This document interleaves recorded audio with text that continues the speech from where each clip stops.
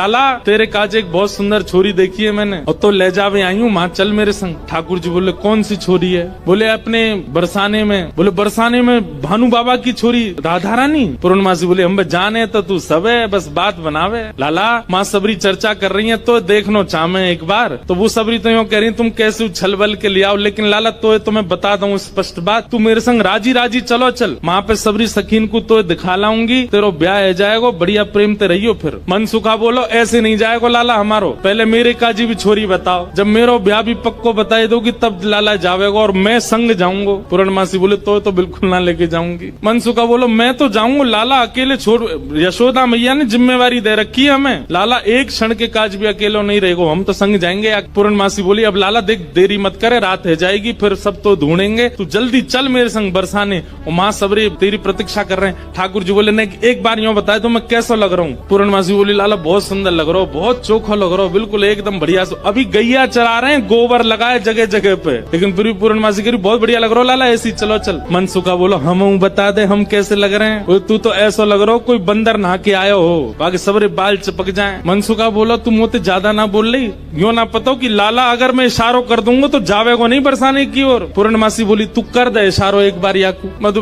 मनसुखा बोलो लाला तू बरसानो नहीं जाएगो। पूर्णमासी बोली लाला संध्या हरी जल्दी चल, सोई ठाकुर जी चल दिए। मनसुखा बोलो लाला तेने बढ़िया हमारी यारी नभाई है, हम एक बार हमारी बात मान जा तो रुक जा तो ने। बोले अरे ब्याह के काज में 6 महीना ते इंतजार कर रहा हूँ, जैसे तैसे हेरो तो है ना देगो, तेरी बात बाद में मान लूंगा मैं, अभी जान दे। मनसुखा बोलो मैं भी चलूंगा। खूब पूर्णमासी ने मना करी, लेकिन मनसुखा बोलो मेरे बिना नहीं जाएगा, मैं चलूंगा। मनसुखा भी गयो। मनसुखा रास्ता में बोलो कैसो दिन आ गए हो भैया, बता दुल्हा पैदल पैदल जा रहा है, अरे कोई बैलगाड़ी तो मंगा ले, कोई घोड़ा तो मंगा ले, कोई ऊंट तो मंगा ले। पूर्णमासी बोली तुम जैसे इनके ब्याह है रहे यही बहुत बड़ी बात है, पैदल ही चल दो। बोले देख मैं तो पैदल चलूंगा, लेकिन लाला पैदल इतना दूर बरसानो पैदल थोड़ी जाएगा, या के काजे अब तेरे काजे ऊंट कहाँ ते लाऊं मैं, तेरे काजे घोड़ी कहाँ ते लाऊं मैं? मनसुखा बोलो वैसे जरूरत तो ना है, तुम नेक और झुक जाओ तो तुम ही काफी हो, तुम पे बैठ जाएगो, थोड़ी तो झुकी भाई हो, नेक और झुक जाओ। लेकिन पूर्ण ब्रज में सबको सुख मिलता है ठाकुर जी के साथ। पूर्णमासी नेक और झुक गई, ठाकुर जी अपने कंधा पे बैठा लिए, दोनों तरफ पैर लटका करके ठाकुर जी मुंह दिखाई करवे जा रहे हैं, अपना ही मुंह दिखावे जा रहे हैं। पूर्णमासी करी लाला पहली बार आयो बरसाने? ठाकुर जी कह रहे हैं हाँ पहली बार आयो हूँ। बोले हाँ प्रत्यक्ष रूप में तो पहली बार लाला आयो है, वैसे तो जन कितनी बार आ चुको। खुद ही कंधा पे बैठे बैठे रास्ता बता रहे, आगे ते बाएं मुड़ जाइयो, यहाँ ते दाएं मुड़ जाइयो, यहाँ ते सीधे चलियो, वही है। अच्छा पहली बार आयो तू? ठाकुर जी बोले ना आ चुका हूँ, लेकिन स्वप्न में आयो, स्वप्न में देखो मैंने बरसानो। लेकिन जैसे ही ठाकुर जी पहुँचे बरसाने, हर घर में मानो जैसे आनंद की अपने आप लहर छाने लगी, चंदन की सुगंधी आने लगी, शीतल वायु सबके अंग को स्पर्श करके आह्लाद प्रकट करने लगी। जिस रूप माधुरी का दर्शन आज तक नंदगांव गोकुल की गोपियां करती थी, आज उस रूप माधुरी का दर्शन बरसाने की गोपियां कर रही हैं। हर घर में गोपियां अपनी अटारियों पर खिड़कियों पर आकर के खड़ी हो गई हैं, श्याम सुंदर की मनोहर झांकी को देख रही हैं। पूर्णमासी जैसे ठाकुर जी को लेकर के कीर्ति भवन में पहुंची है, आहा सामने से कीर्ति मैया ने पहली बार लाला को देखो है, क्या रूप झांकी, क्या ठाकुर जी के सुंदर नेत्र, क्या ठाकुर जी की छवि। कीर्ति मैया को इतने भागे, मन तो हुआ कि अभी गोद से उतारूं, अभी भामर पड़वा के ब्याह कर दूं लाली को। लेकिन जाए करके जैसे ही पहुंचे तो पहुंचते ही स्वागत ही ऐसा कि अच्छा तुझे ही है वो कारे कारे कारे काले कलूटे। ठाकुर जी की रूप माधुरी पर ही आक्षेप करने लगी सब। ठाकुर जी को बैठा करके सब सखियां घेर करके बैठी हैं और अब आपस में चर्चा करनी है। बीच में मनसुखा भी बैठा है। सखियां आकर के बोली मैया जमाई तो आयो संग में, मुंह दिखाई करवावे आयो संग में, पर ये अपने गांव ते बंदरन ने काई को लिया आयो संग में। मनसुखा बोला हम बंदर ना है, हम लाला की सखा है, हमारे कहे बिना कछु ना करे लाला। हम कहें तो उठे, हम कहें तो बैठे, हम कहें तो चले, हम कहें तो सोवे, हम कहें तो खावे। धीरे से देख रहे हैं ठाकुर जी, अब की मान जाइयो अगर कछु कहें तो, पिछली बार तो चल दियो। सब सखियां ठाकुर जी को कोई कान पकड़ के देख रही है, मैया कान तो ठीक है यहाँ के, नाक पकड़ के देख रही, मैया नाक ठीक है या की, आंखन में घूर घूर के देख रही, बोले मैया आंख ठीक है या की। मुखमंडल देख रही हैं, हाथ देख रही हैं, पाम देख रही हैं, चलवा के देख रही हैं, चलवा के देख रही हैं, सब गोपी कह रही मैया चाल तो बढ़िया है, लेकिन नेक ऐसी लगे जनानी सी, जनानी समझे, ऐसा लगे नेक नेक कोई छोरी चल रही है का। अरे ना है लाला, हमारो जब गैया चरावे जावे तब देखो बिल्कुल ऐसी मर्दानी सी चाल चले, ऐसा मत कहो। सब ठाकुर जी को घेर करके विविध विविध प्रकार की बातें कर रही हैं। एक गोपी बोली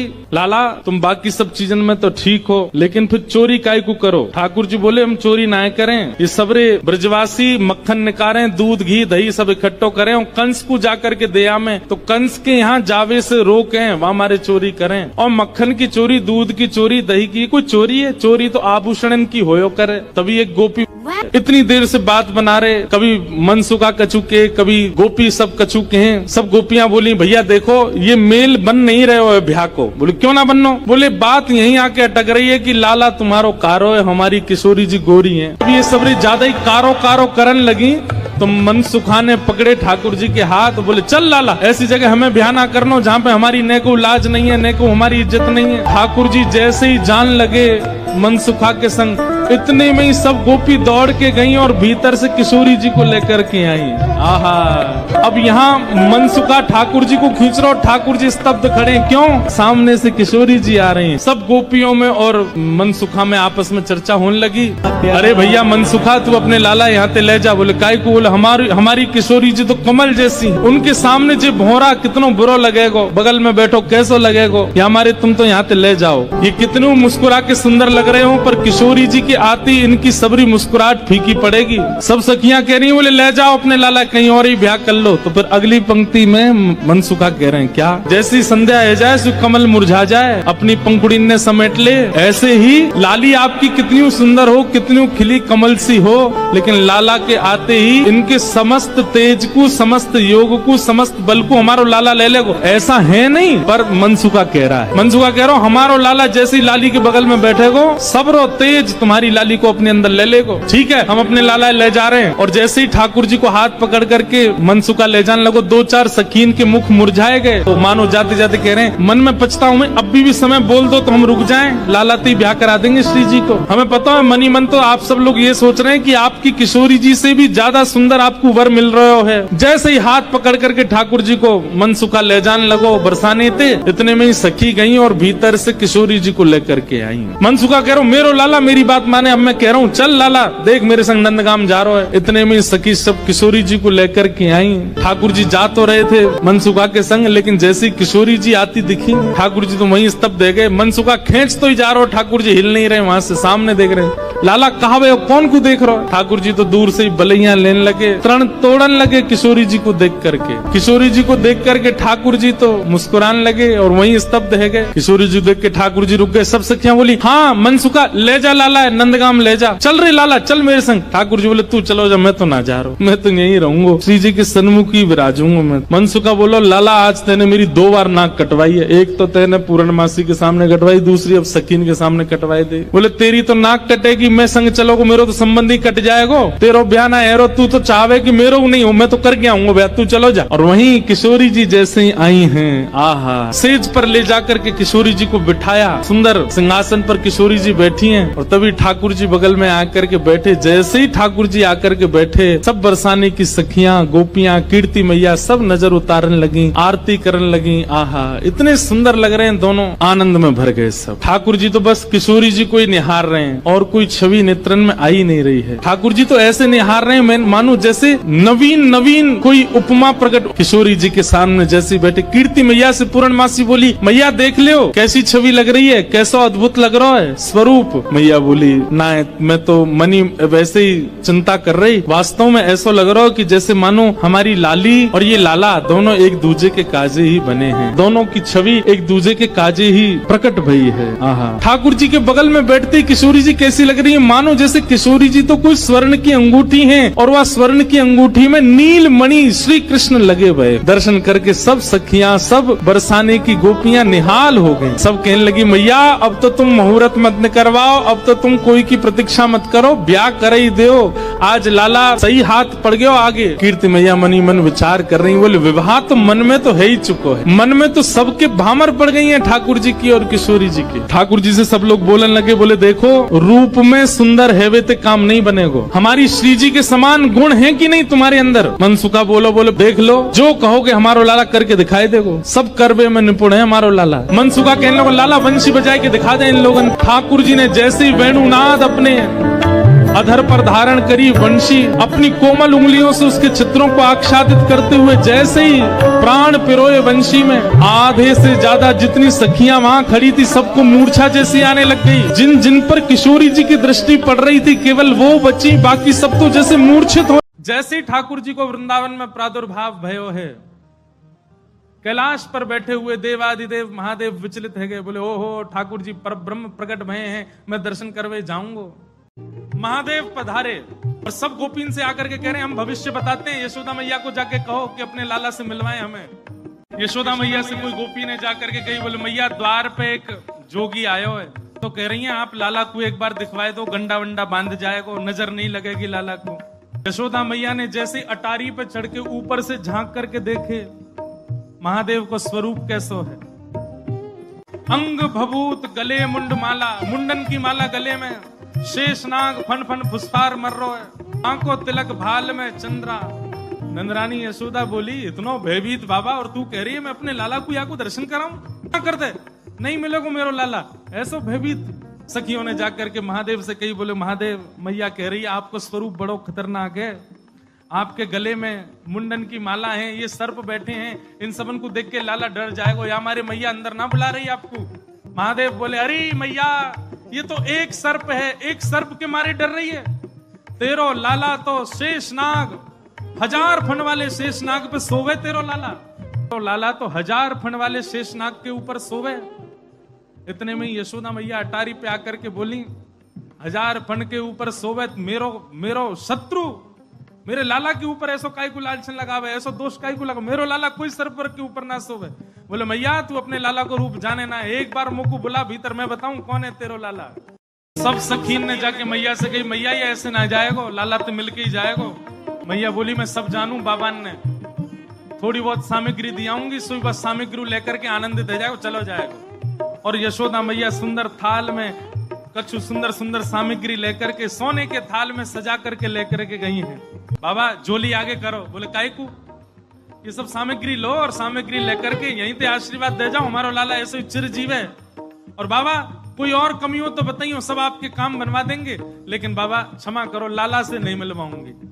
आपके रूप को देख करके मानवन को डर लग रहा हो, मेरो लाला तो बड़ा छोट हो, कैसे देखेगा आपको। मैया तू अपने लाला को जाने ना है, मेरे जैसे रूप वारे तो वाके चारों ओर डोलते रहे मैया, वाको कोई फर्क ना पड़े।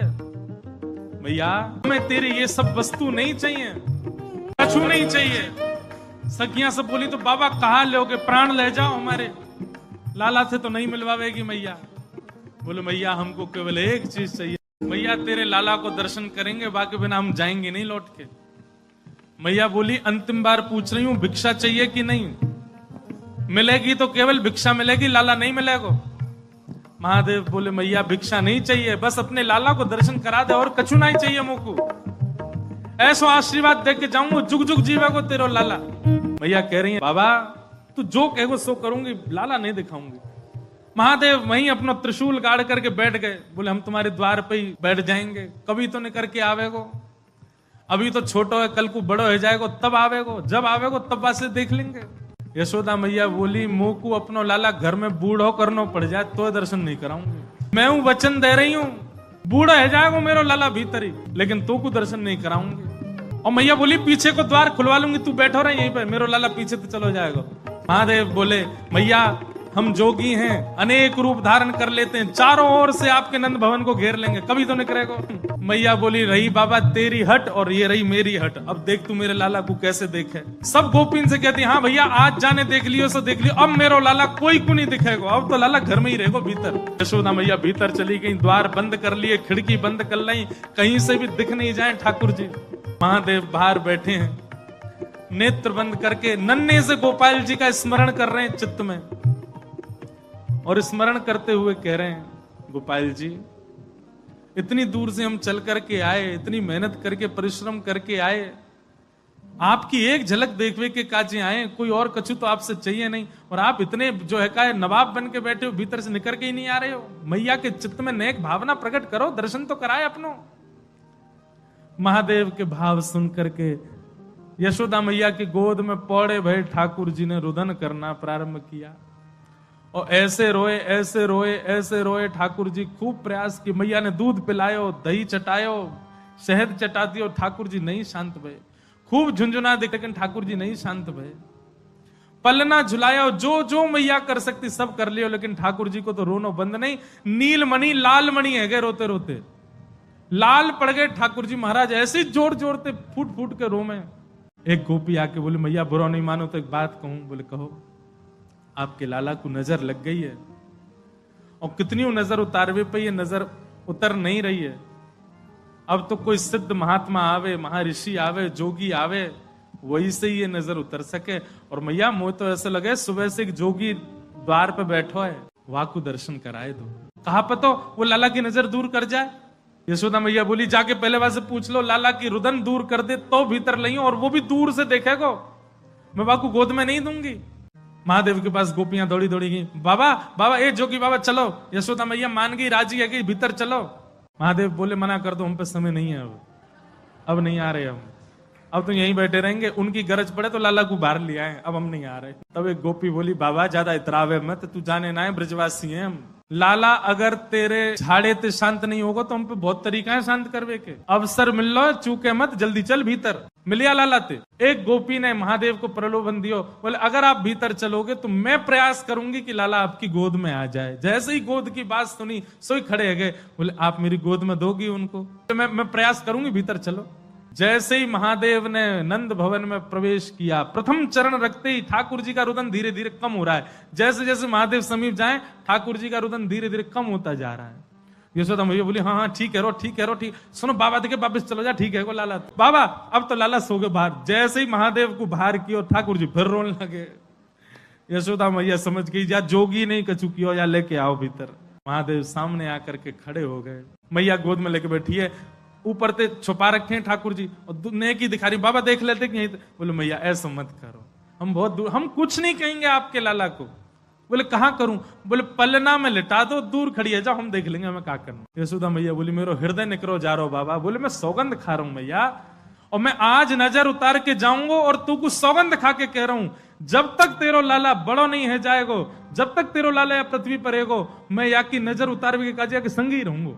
तेरे लाला को कभी कोई की नजर गुजर नहीं लगेगी, मेरा वचन है मैया, तू एक बार रख दे। रोते हुए ठाकुर जी को जैसी पलना में जाके सुलायो मैया ने, पलना में पौड़े जैसी लिटाए ठाकुर जी। सबसे पहले तो महादेव ने दंडवत किया। यशोदा मैया कह रही, बाबा तू तो ऐसे दंडवत करे जैसे कोई परमात्मा है। बोले मैया तू कहा जाने, तेरी गोद में कौन खेल लो है। अपनी श्रृंगी निकाल करके मुख से लगा करके जैसे ही स्वर प्रकट कियो, आहा वह स्वर को सुनकर के नेक से गोपाल जी रोनो वोनो तो भूल गए, शांत है गए। सब गोपियां सब देख रही हैं ठाकुर जी को, और नेक से ठाकुर जी के रुदन तो दूर है गए, मंद मंद मुस्कुरा रहे हैं, मंद मंद हंस रहे हैं। कृष्ण प्रकट हुए। नंद रानी यशोदा और नंद बाबा के आनंद का वर्णन नहीं किया जा सकता। 6 दिन के ठाकुर जी हुए, तब एक राक्षसी वृंदावन में आई जिसका नाम है पूतना। पूतना कौन है? पूतना है अविद्या, और कृष्ण कौन है? साक्षात विद्या। अविद्या और विद्या का मिलन होने वाला है। कैसे होगा? वही पूतना की पूरी कथा है, ध्यान से सुनिएगा। कंस ने राक्षसों को बुलाया और सबसे कहा, भैया मेरे शत्रु ने जन्म लिया है, ढूंढो उसको, कहां है? पूतना ने कहा, ये कार्य आप मुझको दे दीजिए। कंस बोले, तुम कैसे जाओगी? रूप बदल के जाऊंगी।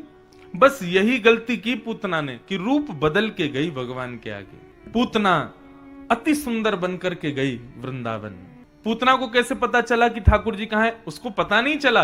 वो 10 दिन के अंदर जितने बालकों ने जन्म लिया सबके घर जाती है, बालकों को बधाई देने के माध्यम से, खिलाने के माध्यम से अपनी गोद में लेती है, चुपके से अपना पयोधर पान करा देती है। पयोधर में विष लगा होता है, उसको पीते ही बालक मर जाता है। इस प्रकार असंख्य बालकों को मारते हुए पूतना गोकुल पहुंची। अब देखो अविद्या किसको कहते हैं, ध्यान से सुनना। सब ब्रजवासी क्या कर रहे हैं, नंद घर आनंद भयो जय कन्हैया लाल की। सबकी आंखें ठाकुर जी को देख रही हैं, सबकी जिह्वा ठाकुर जी का कीर्तन कर रहे हैं, सबका देह नृत्य कर रहा है ठाकुर जी के उत्सव में, मतलब सब भक्ति युक्त हैं। परंतु जैसे ही पूतना गोकुल में प्रवेश करती है, अपनी रूप माधुरी से, अपने तिरछे कटाक्ष नयनों से, अपने पैरों के पायल की झंकार से, अपने सुकोमल स्वरूप से, जो कि उसका वास्तविक नहीं है, बना के आई है जबरदस्ती, उससे समस्त ब्रजवासियों को अपनी ओर आकर्षित करने लगी। यही अविद्या है। अब ब्रजवासी गा रहे हैं नंद घर आनंद भयो जय कन्हैया लाल की। इतने में ही पूतना बगल से निकलती है, तो उसके देह से उत्पन्न होने वाली सुगंधी, उसकी रूप की कांति को देख करके वो ब्रजवासी गाना भूल जाता है, उसको देखने लगते हैं, अरे ये कितनी सुंदर है। किसी से बात करती है तो गोपियां कहती हैं, अरे ये बोलती कितना मीठा है। उसकी गजगामिनी चाल, उसकी चाल को देख करके कितने ब्रजवासी तो लट्टू हो गए पूतना पे। कई तो ये खोजने निकल गए, देखो तो सही इसका ब्याह हुआ कि नहीं, नहीं हुआ हो तो हम अपना नंबर लगा लें। इतनी सुंदर बन के गई पूतना। पूतना आई, पूतना के रूप को देख करके सब मोहित हो गए। सब उसकी चाल, उसके ढाल, उसके नेत्र, उसके रूप, उसके स्वर, सब उसी पर मोहित हैं। इतने में ही पूतना प्रवेश करती है और कुछ गोपियों से पूछती है, अरे बहन जरा यो बताओ ये नंद भवन कहाँ को है। तब गोपियां तो एक बार को स्तब्ध हो गई, उत्तर ही नहीं दे पा रही थी, उसके रूप पर इतनी मोहित हो गई। पुत्रा ने कही, अरे बहन मैं तुमसे पूछ रही हूँ ये नंद भवन कहाँ है। तब एक ने बताया, बोले ये दो यमलार्जुन के जो वृक्ष है ना, ये जहां खड़े हैं तुमको दूर से दिखाई दे रहे हैं, ये नंद भवन में ही हैं, आप इनको देख के चली जाओ। यमलार्जुन के वृक्षों को देखते हुए पूतना गई और नंद भवन में पहुंच गई। अब बंधुओं यहां पर वर्णन है कि ब्रजवासियों की तो बहुत दूर की बात है, लेकिन भगवान की परम सुखदाई मां यशोदा भी पूतना के रूप पर मोहित हो गई। जैसे ही पूतना आई, पूतना के आते ही यशोदा मैया ने कहा, इतनी सुंदर, अरे विधाता यदि इस पूतना की भी कोई बालिका होगी ना, तो इस सुंदरी की भी कोई बालिका होगी भी ना, तो मैं अपने लाला को वही से ब्याह करा दूंगी। क्यों, मैया इतनी सुंदर है तो बालिका कितनी सुंदर होगी। भगवान मनी मन विचार करने लगे, बोले मैया जिनको तुम हमारी सासू मां बनाना चाह रही हो मारने आई हैं हमको। पूतना ने अपनी रूप माधुरी से, अपनी वाणी से मैया को भी रिझा लिया। सब मोहित हो गए पूतना पर। कुछ गोपियां आई, आकर के यशोदा मैया को बाहर ले गईं। पूतना बोली, मैं लाला को संभाल लूंगी, आप थोड़ा हुआ हो। लेकिन जैसे ही पूतना ने ठाकुर जी को गोद में लिया, 6 दिन के हैं अभी कन्हैया, सब जिसके रूप पर आकर्षित हो गए, वो कन्हैया जब पूतना की गोद में जाते हैं तो अपने नेत्रों को बंद कर लेते, नहीं देखते। तू भले ही बहुत सुंदर कपड़े पहन के आई है, भले ही तुझमें से बहुत महक आ रही है, तू भले ही बहुत सुंदर श्रृंगार करके आई है, लेकिन मैं तुझे नहीं देखूंगा। क्यों? क्योंकि तू अपने स्वभाव को, स्वरूप को बदल करके आई, आडंबर कर रही है। यहां पर आकर के आडंबर करने वाला ठाकुर जी को प्रिय नहीं है। पूतना ने भगवान को गोद में लिया, भगवान ने पूतना को नहीं देखा। मुझे पूतना के प्रसंग में सबसे बड़ी बात यह लगती है कि पूतना से बड़ा अभागा कोई नहीं है और पूतना से बड़ा सौभाग्यशाली भी कोई नहीं है। अभागा इसलिए कोई नहीं है, पूतना इतना श्रृंगार करके गई लेकिन ठाकुर जी ने उसको नहीं देखा, ये उसका अभाग्य था। अच्छा एक और बात कहूं, पूतना ने यदि श्रृंगार ठाकुर जी से मिलने के लिए किया होता तो ठाकुर जी देखते। उसने श्रृंगार ठाकुर जी को मिलने के लिए थोड़ी किया था, उसने तो सब जगह विश्वास प्रकट करने के लिए, ताकि मुझे कोई रोके ना। पूतना का श्रृंगार, पूतना का स्वरूप, पूतना का स्वभाव संसार के लिए है। यदि ठाकुर जी के लिए होता तो ठाकुर जी देखते। पूतना ने अपना पयोधर भगवान के मुखमंडल में दिया, भगवान ने विष को पिया, उसके दुग्ध को पिया, उसके पुण्यों को पिया, पापों को पिया, रस तत्वों को पिया, और पीते पीते पीते पीते पीते पीते ठाकुर जी ने अंत में कस करके पूतना के प्राणई शमम रोष शमन वितो पिबत, ठाकुर जी ने पूतना के प्राणों को निकालना शुरू किया। और जैसे ही पूतना के प्राण निकलने लगे, थोड़ी देर तो पूतना बैठी रही, लेकिन थोड़ी देर बाद व्याकुल होने लगी, घबराहट होने लगी, पसीना युक्त होने लगी, धीरे धीरे उसका सारा मेकअप धुल गया। ये विशाल नेत्र, बड़ी बड़ी भौहें, बड़े बड़े कान, काला कलूटा स्वरूप, बड़ी बड़ी जटाएं, बड़े बड़े दांत, नाखून आदि राक्षसी रूप में प्रकट हो गई पूतना। भगवान ने जैसे ही प्राणों को निकाला है, अरे बालक छोड़, अरे लाला छोड़, अरे बालक छोड़, चिल्लाने लगी। तो 6 दिन के कृष्ण, अभी दांत भी नहीं निकले, दांत भी तो बहुत दिन बाद, क्या 6 दिन का बालक तो स्वयं को संभाल भी नहीं पाता, लेकिन 6 दिन के ठाकुर जी बोल पड़े, मौसी जी हम पे तो पकड़वो ही आवे, छोड़ो ना आवे। और एक बार जाकू पकड़ लेना तो फिर ठिकाने लगा के छोड़ें। कभी कभी लगता है पूतना के प्राण तो भगवान के स्वर सुन के ही निकल गए होंगे, 6 दिन का बालक बोल रहा है। और पूतना का विशाल विकराल स्वरूप नंद भवन के पीछे जाकर के गिर पड़ा, पूतना के प्राण निकल गए। बोलो पूतना मर्दन भगवान की। ठाकुर जी उठे, पलना से जैसे ही उठे, जोड़ते अपनी आंख मीड़ी, सोई जगन्नाथ भगवान की तरह पूरा काजर फैल गो ठाकुर जी को। घुंघराले केश नेक बिखर रहे हैं, मोर पिछ अपने अपने शीश पर धारण कर रखा है। सुबह उठते ही बालक को कोई नहीं चाहिए, अपनी मैया चाहिए। मैया कहां है, मैया पास जाऊंगो, मैया पास जाऊंगो। यशोदा मैया दही बिलो रही है। ठाकुर जी गए और ऐसे दही बिलोती भाई यशोदा मैया के दोनों भुजान के नीचे से भीतर आए और सामने आके मैया के आगे खड़े है गए। आंखन को काजर फैल गयो है, सो के उठे, आंख भी खुले ही नहीं रही हैं, केश पूरे घुंघराले मुख पर आ रहे हैं ठाकुर जी के। और मैया से कह रहे, मैया जे बता, तो को दूध ज्यादा प्यारो है कि तेरो पूत प्यारो है, बता। मैया बोली, लाला तू भी सवेरे सवेरे उठ के कैसी बात न करो करे, चल हट जा, मुझको दही बिलोन दे। ना है मैया, पहले बता तू को दूध प्यारो कि पूत। मैया बोली, मोए तो मेरो पूत प्यारो है, दूध काई को प्यारो होगो। अच्छा मैया, तो फिर एक काम कर, मैं तो बहुत प्यारो लगू ना। बोले हाँ, अपनी गोद में लिटाए के मुंह को अपना दूध पिवाए दे। मैया मुंह को बहुत जोर की भूख लगी है, मुंह को दूध पिवाए दे। यशोदा मैया तुरंत ठाकुर जी को अपनी गोद में लिया और मैया को ठाकुर जी दूध पी रहे हैं और मैया दही भी बिलोती जा रही है। यहां ठाकुर जी जैसे मैया का दूध पीने लगे, सामने चूल्हे पर अंगीठी पर गैया का दूध उबल रहा था। संपूर्ण दूध उबल करके उफन करके बाहर आने लगा, स्वयं को जलाने लगा, नष्ट करने लगा। यशोदा मैया यहां दही बिलो रही और मैया ने जैसे ही देखी कि दूर दूध उफन करके बाहर आ रहे हो, सो मैया ने विचार किया, अरे ये तो सबरो दूध जर जाएगा। तुरंत मैया ने गोद में बैठे ठाकुर जी को नीचे पटका, दूध संभालने चली गई।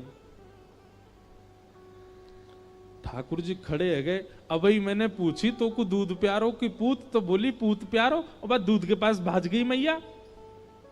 ठाकुर जी बोले, मैया ठीक है, आज या दूध को ही देखूंगा मैं, हैं ये ज्यादा प्यार हो तो मुंह छोड़ के भाग जाए। सो ठाकुर जी ने एक बड़ो सा डंडा उठायो और जो मैया दही बिलो रही थी उस मटकी में ही मारा, मटकी फोड़ दी। और इतना ही नहीं, इतने क्रोध में भर गए ठाकुर जी, गौरस भंडार में गए, जितनी मटकियां थी मैया यशोदा की सब फोड़ दें।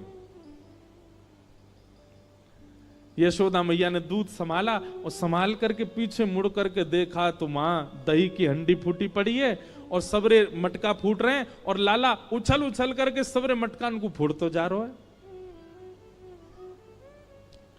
यशोदा मैया बोली, लाला बिगड़ गयो, आज मैंने लाला को यदि दंड नहीं दियो तो बहुत बिगड़ जाएगा। यशोदा मैया ने तुरंत अपनो पल्लू खोस करके और एक छड़ी उठाई, बोले रुक जा दारी के तो बताऊं मैं। और मैया जैसी छड़ी लेकर के भागी हैं पीछे, आगे आगे ठाकुर जी भाग रहे हैं चौकड़ी मार करके, और मतलब ऐसे भाग रहे हैं मानो जैसे पीछे कोई शेर पड़ गए हो।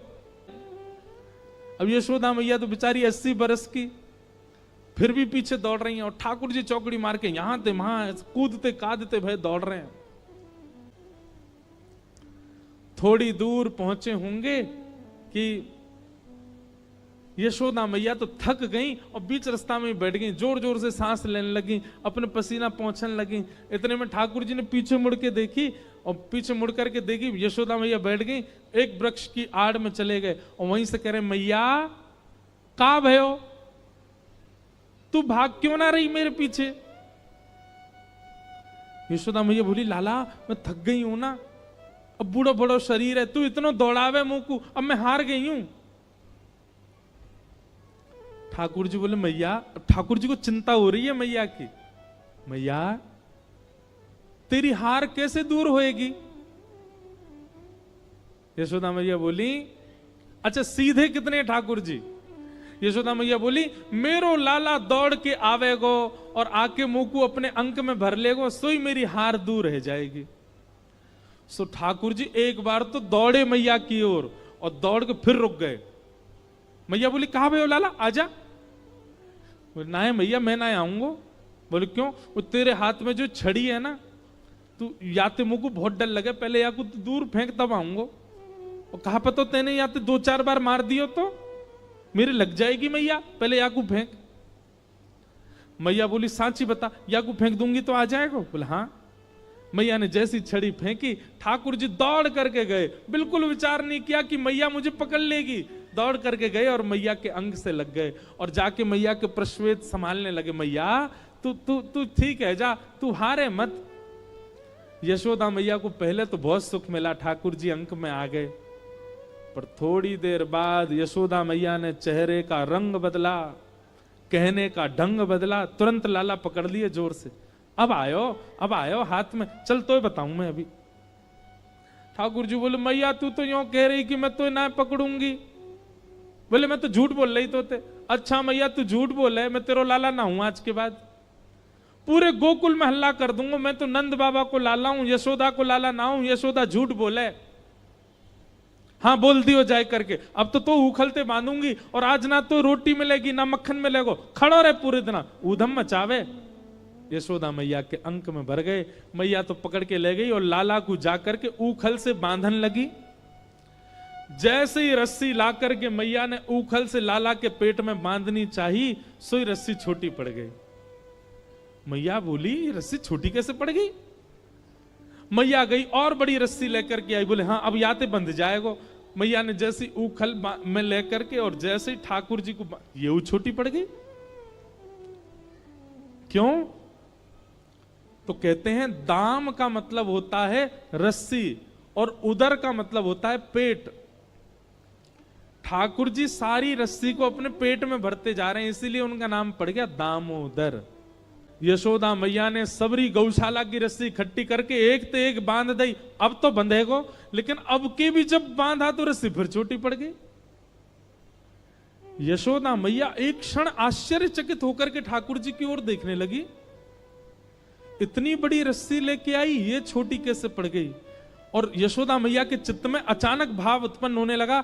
गर्गाचार्य जी कह के गए थे नारायण समो गुण, पर कहीं ये नारायण ही तो नहीं है, क्योंकि परमात्मा ही किसी बंधन में नहीं आ सकता। सामने खड़े भगवान ने जैसे ही देखा कि मैया मुंह को भगवान मान रही है, सोई ठाकुर जी ने कही मैया और कितनी जोर से बांधेगी, देख मैं तो बंध गो। तभी मैया देखती है कि वो रस्सी पूरी बंध गई और गांठ लग गई ठाकुर जी को, बंध गए ठाकुर जी। जैसे ही गोविंद दास जी पद गाते थे, गुसाई जी श्रृंगार करते थे ठाकुर जी का, गोविंद दास जी पीछे खड़े खड़े पद गाते थे।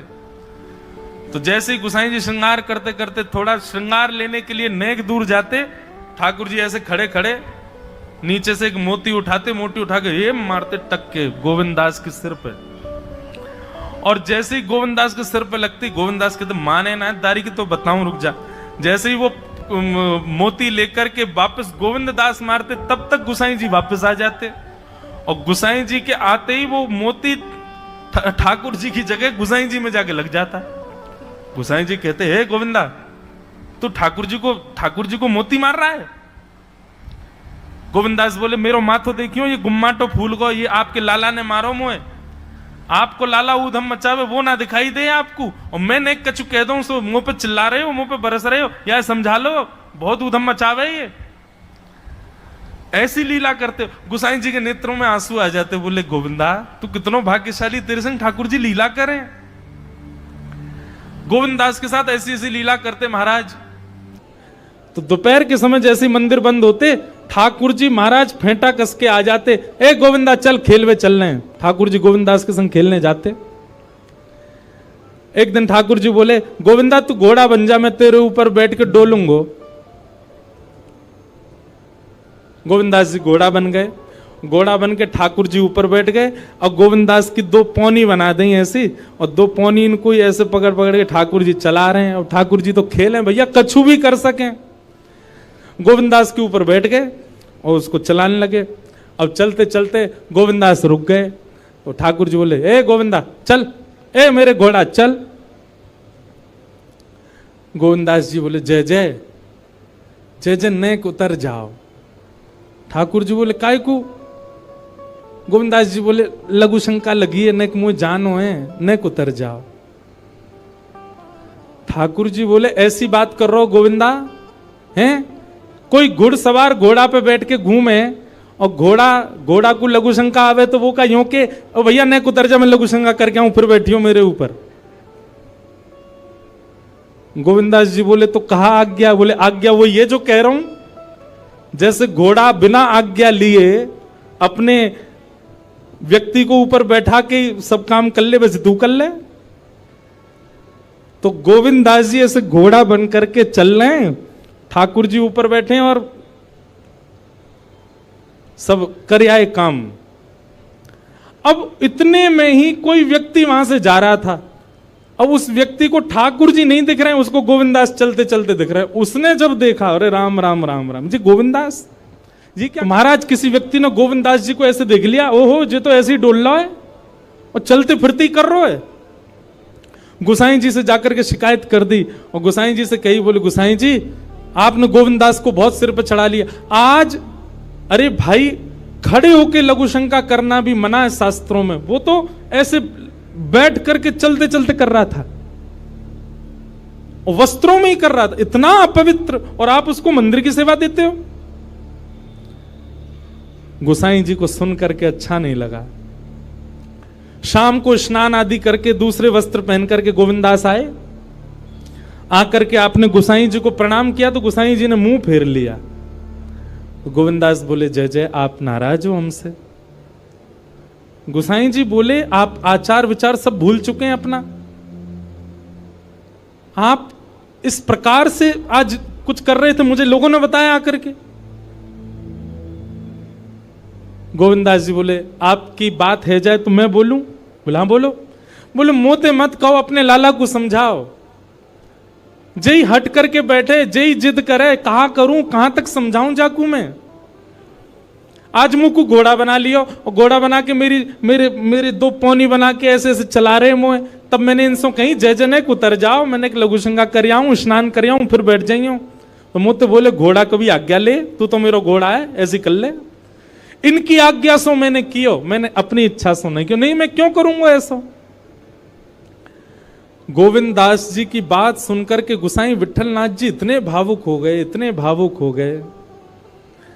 उस दिन गोसाई जी ने नियम बना दिया, सबको बोल दिया, बोले सुनो, आज के बाद गोविंदास कुछ भी करे इसकी शिकायत हमसे मत करना। क्यों? गोविंदास अपनी इच्छा से कुछ नहीं करता, जय जय कराते हैं उससे, ठाकुर जी कराते हैं उससे। एक बार ठाकुर जी गोविंदास से बोले, ए गोविंदा। बोले, हाँ। मेरो दाल बाटी खावे को मन हेरो है, तो दाल बाटी चूरमा। ठाकुर जी बोले, ए गोविंदा, ऐसे ही बोलते थे, बोले मोए दाल बाटी खानी है। गोविंदास बोले, 56 भोग बनते हैं रसोई में। अपरस में मुंह पे पट्टी बांध करके महाराज रसोईया बनाता है। अपरस में यमुना जी का जल आता है वहां से, वृंदावन से, उसके जल में सुंदर प्रसादी बनती है। इतने सुंदर शुद्ध भोजन को छोड़ के यूं कह रहे दाल बाटी खानी है। ठीक है, मैं आज बोल दूंगा रसोई घर में बनवा देता हूं। बोले, ना रसोई की ना खानी तो?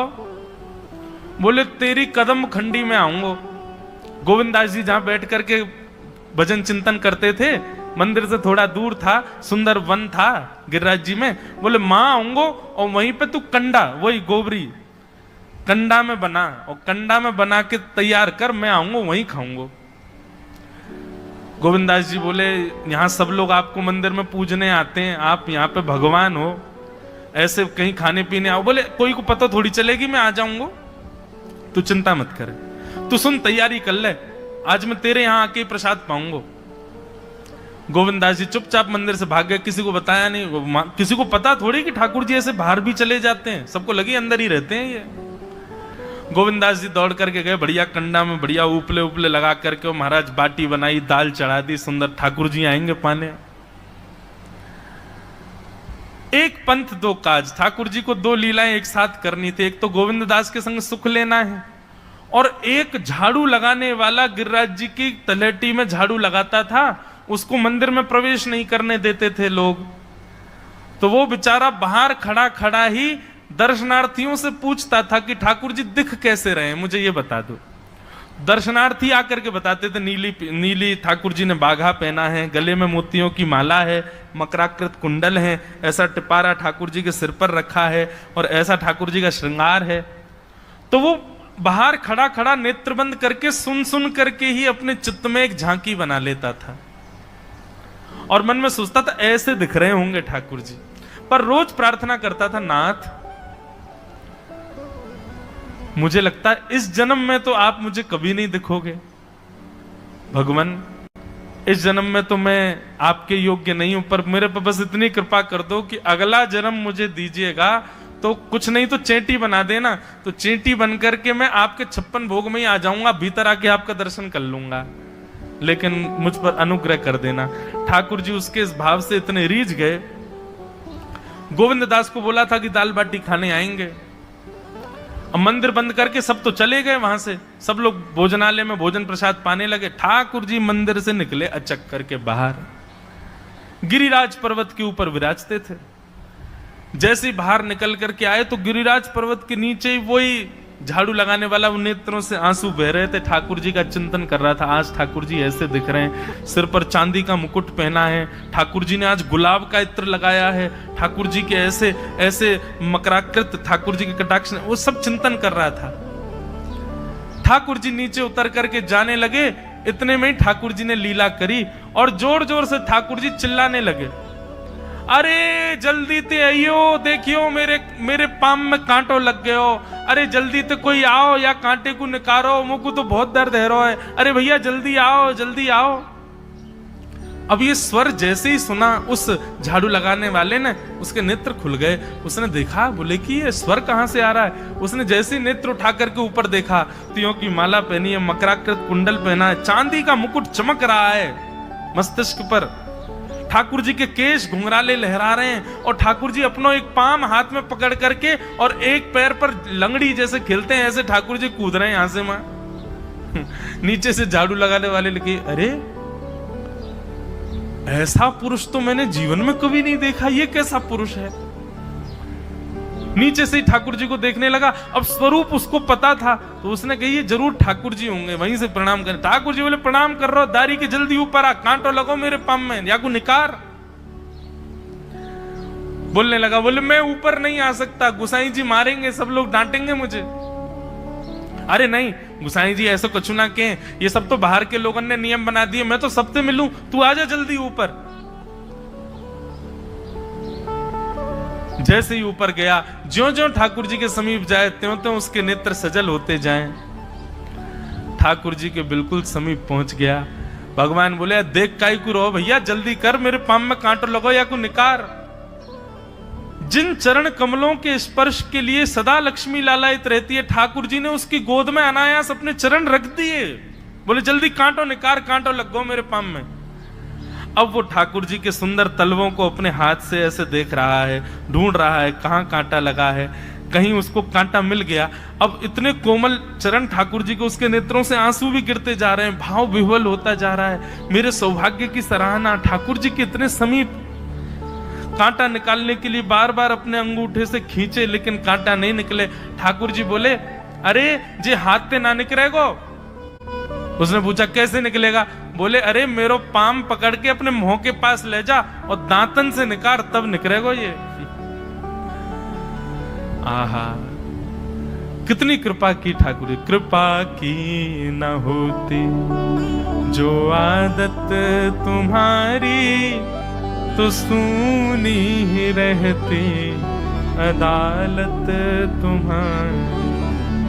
जो दीनों के दिल में जगह तुम न पाते तो किस दिल में होती हिफाजत तुम्हारी, कृपा की न होती जो आदत तुम्हारी, तो सूनी ही रहती अदालत तुम्हारी।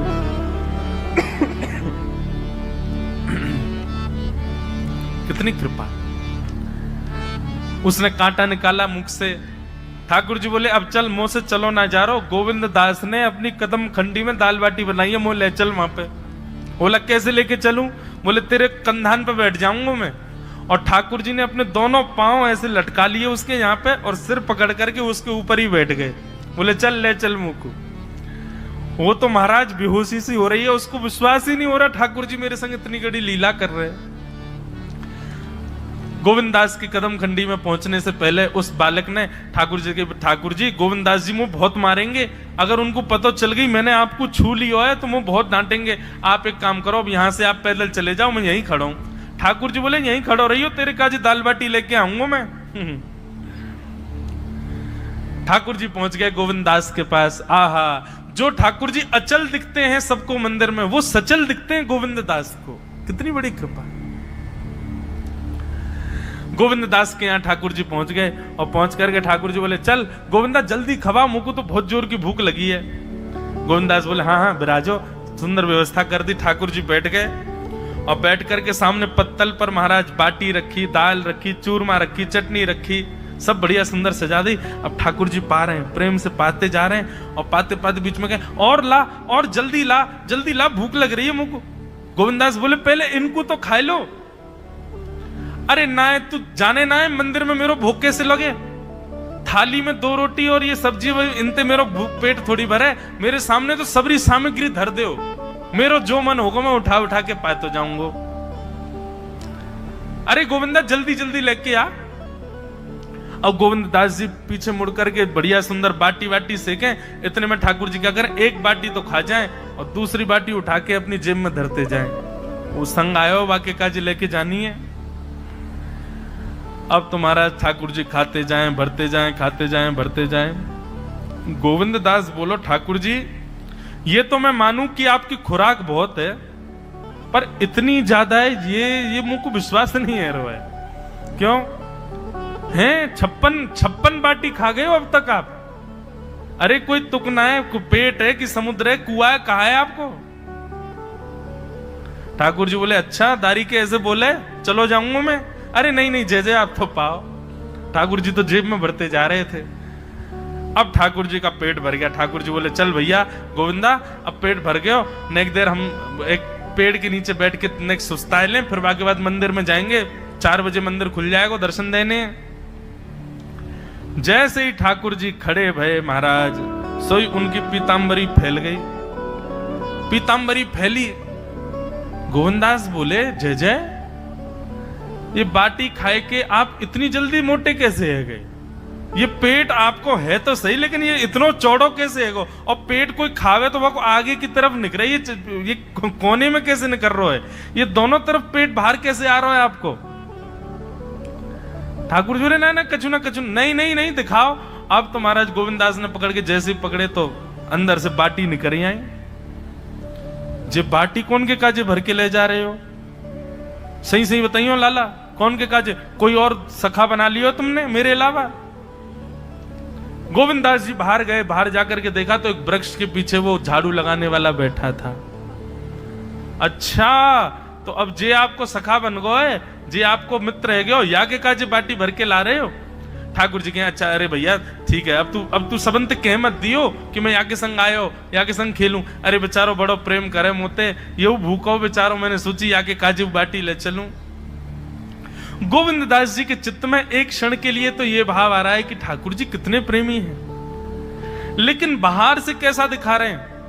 बोले स्वयं ने इतने सारे ग्रंथ निर्माण करा दिए, 4 वेद लिखवा दिए, उन पुराणों में शुद्धि, पवित्रता, अपरसता सबके इतने नियम बना दिए, और खुद क्या कर रहे हो हैं? कोई के सिर पर बैठ के घूम रहे हो, कहीं जा रहे हो, कछु भी खा रहे हो। ठाकुर जी बोले अब ये सब नियम तो मानवन के लिए है ना, हम तो जय जय हैं, हम थोड़ी करेंगे इन नियमन को। बोले चुपचाप चलो और आचमन करो, शुद्धि करो, तब जाइयो मंदिर में। वहीं गोविंद कुंड के पास में गोविंद दास जी ने जबरदस्ती ठाकुर जी बैठा दिए। बोले हाथ में जल लो। ठाकुर जी जल लेकर के बैठे। बोले अब करो अपवित्र पवित्रो वा सर्वावस्थांगतो पिवा। ठाकुर जी आचमन कर रहे हैं, अपनी पवित्र कर रहे हैं ऊपर से लेकर नीचे तक। इतने में ही गोविंद दास बोलते बोलते बोलते बोलते पीछे के गए और ठाकुर जी की पीठ पे जाकर के एक धक्का दियो महाराज, पूरे ठाकुर जी डुबा दिए कुंड में। ठाकुर जी पूरे ऊपर से नीचे तक भीज गए। ठाकुर जी बोले दारी के तेरी शिकायत करूंगो, गुसाई जी तक कहूंगो तू ऐसे करे मेरे संग। गोविंदास बोले मैं बता दूंगा तुम कौन कौन के कंधान पे चढ़ के घूमो। आप मंदिर के लिए इतना नियम बना रखो है, नहा के आओ, धो के आओ, हाथ पांव खासा करके आओ, और कुछ अपवित्र वस्तु मत छीलेना, अपरस में रहना, गीला वस्त्र तन पे होना चाहिए। आपकी सेवा के लिए इतने नियम, और खुद क्या कर रहे हो? ऐसे गोविंद दास वो कह रहे हैं यद्यपि रूप गुण शील सुधर था, इन बातन ना रिझई है, प्रीतम